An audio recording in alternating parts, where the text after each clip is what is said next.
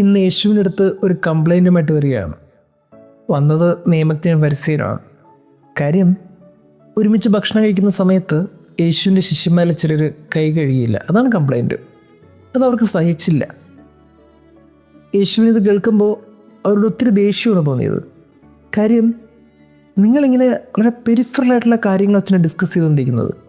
നിങ്ങളിങ്ങനെ കൈ കഴുകിയില്ല എന്നും പാരമ്പര്യത്തിൻ്റെ കാര്യങ്ങളും പറഞ്ഞ് ചെറിയ ചെറിയ കാര്യങ്ങളുടെ പേരിൽ വലിയ പ്രശ്നങ്ങൾ ഉണ്ടാക്കാൻ നോക്കുകയാണ്. കാര്യം, ഇതിനേക്കാളും ചിന്തിക്കാനുള്ള വിഷയങ്ങളുണ്ട്.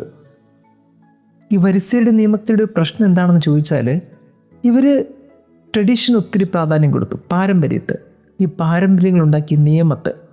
അതുകൊണ്ട് ഇവർ ഈ കൈ കഴുകാത്തതും വയലിൽ കതിര് പറിച്ച് തിന്നതും ഇതൊക്കെയായിരുന്നു ഇവിടെ പ്രശ്നം. ചെറിയ ചെറിയ നിയമത്തിൻ്റെ പാളിച്ചകളൊക്കെ വലിയ പ്രശ്നമായിട്ടുണ്ടാക്കി അതൊക്കെ വലിയ ഇഷ്യൂ ആക്കി അവർ ക്രിയേറ്റ് ചെയ്തിരുന്നു. എന്നാൽ യേശു പറയുന്നത്, നിങ്ങളെന്തിനാണ് ഈ കുഞ്ഞു കുഞ്ഞു കാര്യങ്ങൾ ഇടപെടുന്നത്? അതൊക്കെ നിങ്ങളുണ്ടാക്കിയ നിയമമല്ലേ, കൗശലപരമായി നിങ്ങളുണ്ടാക്കിയ നിയമമല്ലേ? അതുകൊണ്ട് എന്താണ് ഗുണം? ഇതാണ് യേശുവിൻ്റെ ചോദ്യം.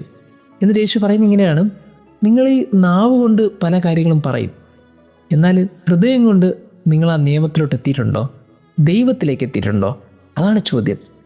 ഈ നിയമത്തിനപ്പുറം ഒരു ദൈവമുണ്ട്. അത് ആഴങ്ങളിലുള്ള കാര്യമാണ്. നാവിനപ്പുറത്തേക്ക് ഹൃദയത്തിലെത്തേണ്ട ഒരു കാര്യമാണ്. നിങ്ങൾ അതിലിതുവരെ എത്തിയിട്ടുണ്ടോ? ഈ ചോദ്യത്തിന് മുമ്പിൽ അവർ ഉത്തരം വിട്ടു. എനിക്ക് തോന്നുന്നു പലപ്പോഴും നമ്മുടെ സമൂഹത്തിൽ നടന്നുകൊണ്ടിരിക്കുന്ന കാര്യം എന്താണെന്ന് ചോദിച്ചാൽ, ഈ മുകൾ തട്ടിൽ മാത്രം കാര്യങ്ങളെ കണ്ട്, മുകൾ തട്ടിൽ മാത്രം കാര്യങ്ങൾ വിലയിരുത്തി, മുകൾ തട്ടിൽ മാത്രം ജീവിക്കുന്ന ചില മനുഷ്യർ.